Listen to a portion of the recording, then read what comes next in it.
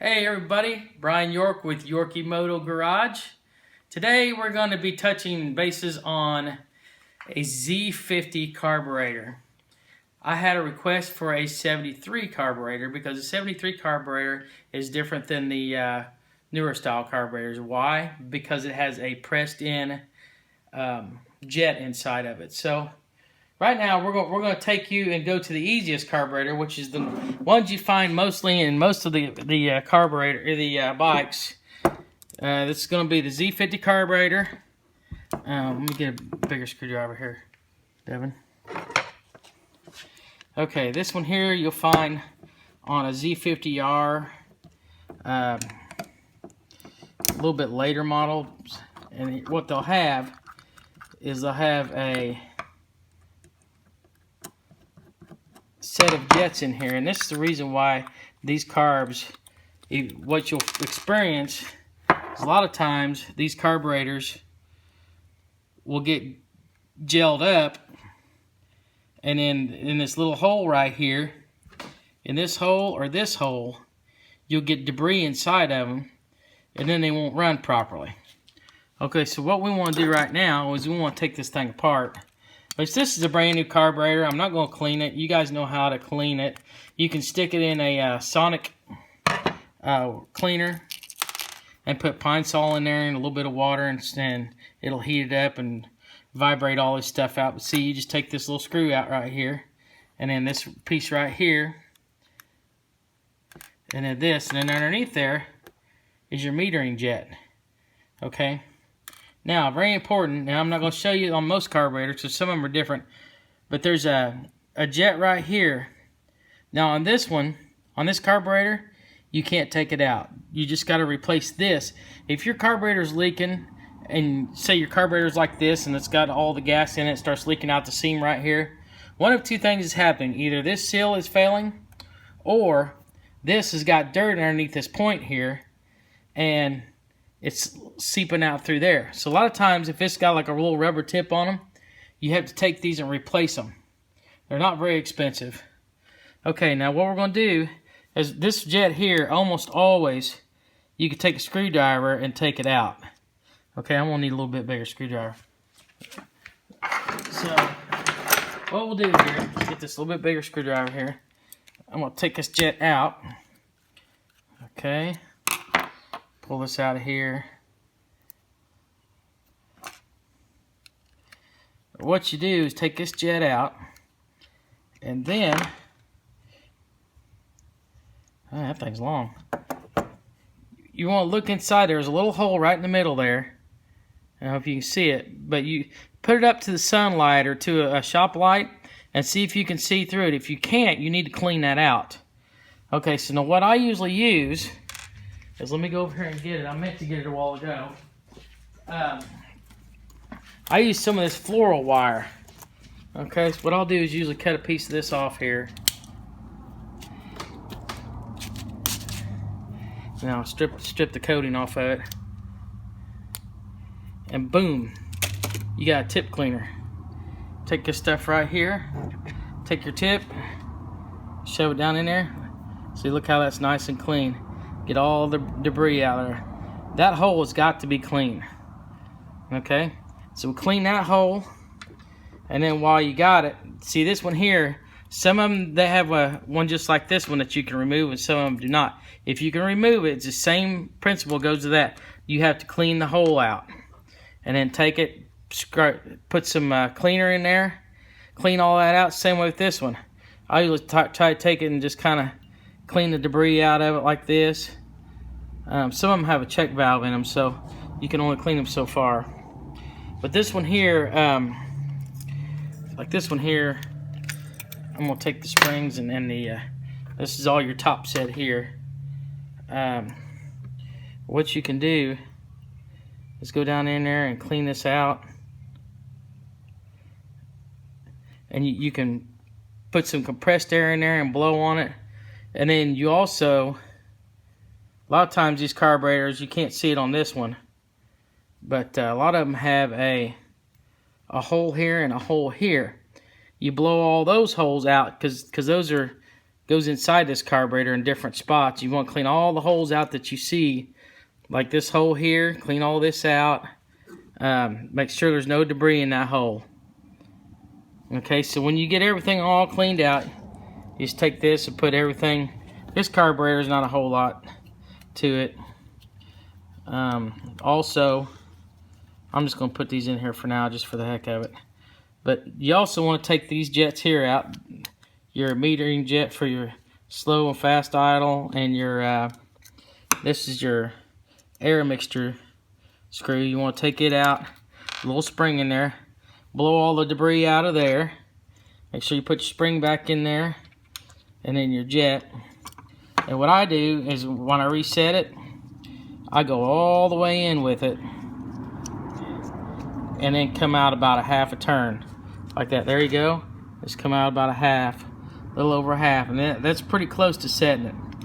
Now if you look in here on this one, you can kind of eyeball and see where your jet, this little piece right inside here, kind of see where it's set and get it close.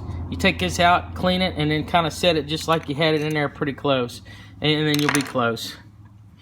So, and you can blast this thing and clean it all up and make it really nice. Now, I'm just going to set this over. I'm not going to, well, I guess I can go ahead and show you how to put it back together. Alright, so you got this jet here. Stick this back in there like this, your metering jet. Make sure this spring part has got a little pin on top with a spring in it. Make sure that's the top. The point goes down. Okay, then you take this. Oh, I'm sorry, it's supposed to go in here like this. See, it's got a little slot there. Some of them have a slot, some of them have a metal pin they sit on. Take it like this, stick it in there like that. Put your pin in here. Now this is a non-adjustable float, and it makes it easy because you don't have to worry about trying to adjust the thing. You stick it on there and you're done. So, oh, I got the wrong screw. Okay, so we'll take this here, put a screw in there, tighten everything down. You see your pin's all in there like it's supposed to. Make sure you kind of look up at it, make sure your pin and everything's in there and it didn't fall out. So everything looks good here. Inspect your gasket, make sure it's not got any bad spots on it or pinch spots, and just stick it back in there like it's supposed to be, like that. And then you take your float, there's a hole, this spot right here is supposed to go on the back side of it where your screw is, like this. So we'll put this in here like this, put this on here. Another thing I didn't tell you about is there's a screw in the side of this bowl right here for the drain, and it's got a little O-ring in it, so you want to take it out. And these carbs are all pretty much the same. The Z50 carbs are all pretty much the same. So I'll show you this. This is what I was talking about here. This is your drain. It's always on the very bottom of the carb. Sometimes it has a hand nut on it. I see this one has a hand nut. This one just has a screw. They're all different. But all the same deal. So see, you got a little rubber here. Sometimes these rubbers leak and they start leaking, so you have to replace it. You can get the Z50 carb kit depending on what year it is. You can get them on eBay. CHP has them. There's a company called T-Bolt USA that has, or TB Parts. They have the carb parts. And then another thing is, a lot of people don't know this. This slide has a groove on it, and it only goes into this carburetor a certain way. If you turn it 180, it's wrong. So if you try to put this in here like that, that's correct. See how it goes all the way down? Now, if you try to put this with the groove on the other side, watch what it does. Yeah, it'll go in, but that's as far as it goes. A lot of people try to put the carb together like that, and then they try to start the bike. It won't start, and if it does start, it'll rev up so high and you won't be able to get it to shut off. Pretty scary feeling. I know some of you probably had that happen to them. So anyway, make sure you get this down in there correctly, so that when you put it back together, see, I did the same thing. You want to make sure that that is in there properly, so that when you put your carb back together, it'll run properly. There's a little gasket in here. Make sure that little gasket's in there. Okay, so basically, we're done with that. Okay, now on to the other carburetor. This carburetor here is for a 73. It's got the rounded bottom. They only made it a couple years. Let's take this thing apart. I haven't had it apart yet. We'll see what we got going on here. It's kind of crazy. This one here, it has the same idea. Now see, here's the hole I was talking about. A little hole back there. That needs to be blowed out when you take everything apart. Okay, so here we go. And I'm not going to take this whole thing apart because you get the idea. It's the same thing basically. It's not too bad. It's got a little dirt in it, but it can clean out. Here's this piece right here. We'll go ahead and take it out. Boy, it smells varnished. Okay, so I'll take this pliers. Pull this out of here. There's your float. Here's your metering jet. Now, this one here has a replaceable, there's your metering jet. It's a little caked in. Now see, this one has a nut on it and you can actually take it out. So I suggest going ahead and taking that out, and I'll show you why. This one is replaceable. And it comes in the kit when you get the kit. I'm going to take this nut off here. This one screws out. When you take it out, you'll see what you have to replace. A lot of times these leak. Okay, so we're taking that out. And when you get the kit, it comes with this new piece. And underneath here, if you can see it, there's a little red washer underneath there. That's your gasket. Make sure you take that out. If you don't take that out, a lot of times you can just blow air in there and get it out. But anyway, I'm not going to take it out. You see it. I'll have to take it out later. But that's got to come out of there. And when you put it back together, make sure you put the new gasket in there and then put this back in there. Screw it back in and then you're done. Okay, now here's the most important part. This here, it has no screw piece on it. But it does come out. So we'll see if this one comes out. A lot of times these are very hard to get out. Oh, that one come out just perfect. See the little rubber gasket on it? Okay, I've got another new one to show you what it looks like. This is what a new one looks like. And make sure when you put it in, if you get a kit, they'll have 2 or 3 of these. Make sure there's a number on here. You'll have to clean it really good and get the number. You won't see it because it's got too much crap on it. But once you clean it, you'll see the little number. Like it's usually like right in here. The new one's probably got one on it somewhere. Yeah, there's a number on there. I think it's hard to see, but I think it says 30, 35 or 38. Anyway, make sure you match these numbers up and get the right size, because if you don't, when you put your carburetor back together, anyway, you take that and you just take it and push it down in there, and boom, it's back in there. This one I don't think is not able to come out, but this one here, you have to take it out. If you got a new one, make sure you clean the inside of it good. Clean all this in here. Clean this little hole here out. Clean this hole out. Take your jets out like you did the other one here. There's one here and one here. Take both of these out. Like this one here is your air mixture. That's the one that you take completely out. Clean it, and then go all the way in with it. Come out about a half turn, about like that, and it should be close. Same way with this one. It's just like the other carburetor. So anyway, that's how we do it. You do this the same way. You put this back in there. Make a little bit. Make sure when you put this in here that you do not cross thread it. If you cross thread it and screw up your aluminum, take your time with it. Look at it. Make sure it's in there straight, and then put it back in there. You probably have to use a thin wall socket on this or a very small wrench. But you put this back in there. That gasket leaks. That's the problem with these. They leak. So you put the new gasket in there and the new